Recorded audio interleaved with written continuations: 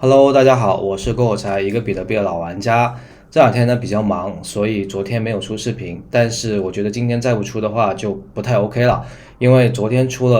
发生了这么大的一个行情啊。在上期视频里面呢是有讲到说，大家看上面这两个黄圈，就有说这个斐波那契上升通道呢提供了一个非常好的交易的点位的支持，就是你可以在这种位置去做空，对吧？这两个圈圈的位置去做空，这个图形我都没有变啊。然后上期视频呢是跟大家讲说，我认为它有可能会在这样的一个区间里面去震荡，继续震荡的向上。但是就在上一次就在昨天它跌下来的时候，从这个0.786到0.618跌下来以后，这一根4小时是放量的。我们现在看的是4小时的图，这个4小时呢它是放量的。这次放量呢放的量其实还挺大的，你看这里。它其实跟之前这个，它就仅次于之前这个，它远高于之前所有的这些，无论是这一个多头的量能，还是下面这些，这就已经远高于下面多头量能啊。那这个根据自然交易理论呢，就是它其实也是一个可以说在这段时间的一个空头的次量能，它是很强势的一个量能。那这个量能一出来，马上就把整个价格带到了下一个斐波那契通道点位，也就是0.5的位置。我们看到这有个0.5的位置啊。那这个0.5的位置呢，最后是在这段时间把价格稍微的吸附了一下，也就是你们可以看到，在这段时间，我把图稍微再放大一点，在这一段时间可以说是从昨天的看看啊，是昨天的中午到今天的晚上，也是差不多36个小时吧，它都把价格呢可以说稳稳的控在了这样的一个区间里面。可以说这个区间现在多空的博弈非常的激烈。根据自然交易理论啊，它有这样的一个关键点，这个也是接下来很快就下一节课程就会讲到，在这里跟大家稍微说一下吧。上面呢是0.628，下面呢是0.382，这两个线呢都是叫做强引力位这样的一个线。那这个是理论说的这个东西啊，就是知识点这样子。然后这两个强引力位呢就很容易就是产生拉扯，上下拉扯，就像什么，就像两个人在就像两支队伍在拔河一样，像大家看鱿鱼游戏那样子，两边有在拔河。然后一旦有一边被拔过去了，那么就会掉下去，会死掉啊。什么意思呢？也就是说，如果这个位置首先这个位置呢，它是一个双方僵持的位置，但这个位置并不会停留太长的时间，它很快就会选择出方向我说的选择出方向就是它要么会往上，要么会往下，对吧？这个首先呢是这个0.5的一个特征。那根据现在我们看到这个量能的一个反应啊，就我们看到多空它这2天的一个量能博弈的情况，我们能够得出来一个什么样的结论呢？我们可以看到空头不好意思，多头的量，我们看多头的量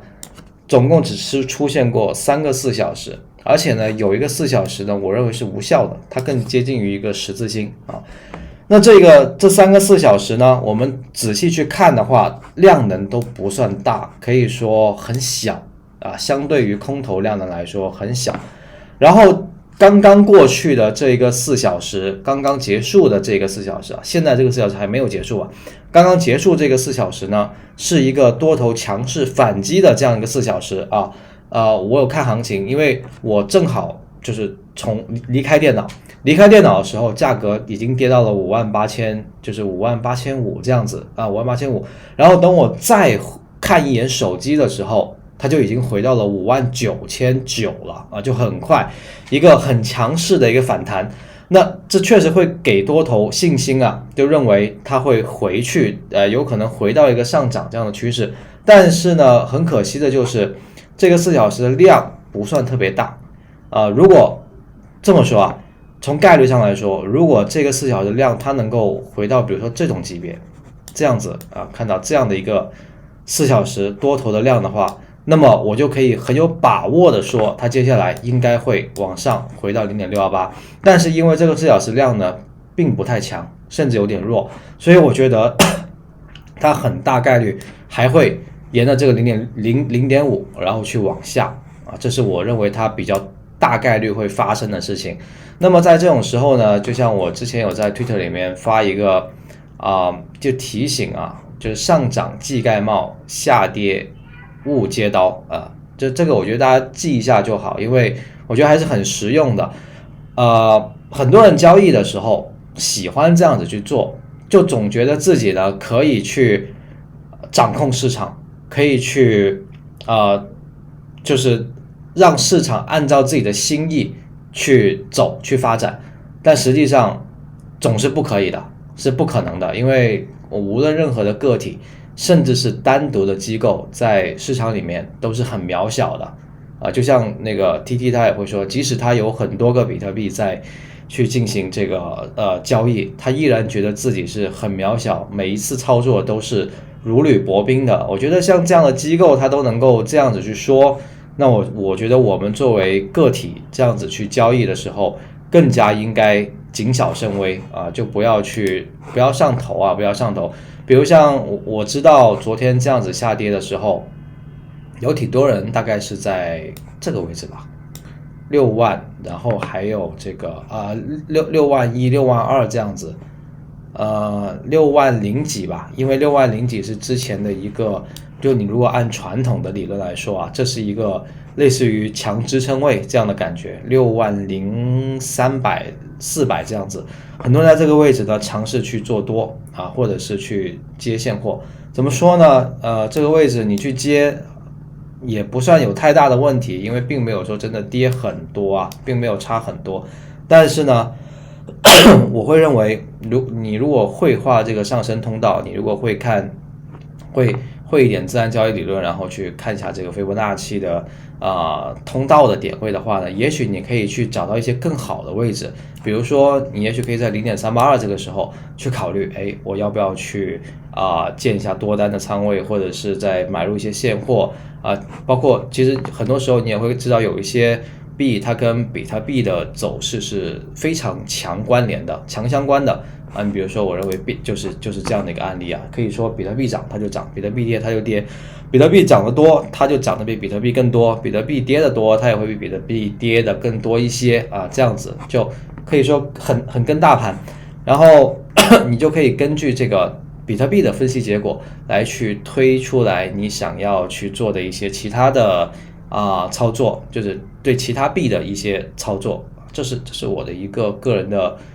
习惯吧。我个人就是这样子做的。我通常都是把我主要的精力放在对比特币的一个分析上面，这样我会觉得比较轻松。我只需要看一个交易对，我就能够大概的去抓到这个市场的一个主要方向吧，主要方向，然后再根据这个主要方向去对我想要投的一些其他的这些币去做出了投资的决策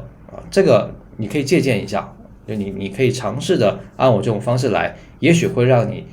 今后的操作变得更加的轻松一些，不需要盯盘盯得那么辛苦，然后也不需要去就是看太多东西，看太多的标的，每个标的呢都会把它画的，就你如果把每个标的都画得很花画的各种指标，然后一堆东西串在一起，就我个人不喜欢，因为我也是那样子过来的。我之前也会画很多就整个屏幕全是各种线，均线就很多条，然后又会有各种形态、各种支撑、各种各种形状，就是很多东西，很多指标。后来就把它们全部都精简到就只看量能，只看这个斐波那契的点位就觉得还挺轻松的。OK。那今天这个刚才行情的方向已经给了，我再强调一下，就是我认为它会这样子震荡的向下到0.382，算是就是短期内的一个阶段性的一个节点然后我们再根据量能去看一下之后它会不会再反弹上去。对于行情的分析呢，我就先说到这里然后呢，这里我也是看到了，就是大家一直关注这个 Plan B， 它有去今天发了一个叫 Clarify， 就是去澄清它的一个这个预测。他说这个 98K 的预测呢是不是基于它这个 S2F 的 model 去判断的，而是这个 floor model。刚才我也有在问大家，就是有谁知道它的这个非 98K 的这个 model 预测的到底是一个什么样的这个价格？然后呢，我也是希望就大家能够关注我的 Twitter 啊，然后跟我有多一些互动，这样子呢，就在我去跟大家去讲一些这个行情的时候，其实我也希望大家可以帮帮我，可以就是我有一些不知道的东西，然后我也希望大家可以教教我，让我也能够在这个过程中去学习、去成长、去知道更多的东西。OK，这期视频呢就到这里，然后也希望大家可以给我视频点赞、关注我的频道以及转发给你的朋友。最后也欢迎大家加入我的 Discord 社区。好，今天视频就到这里，拜拜。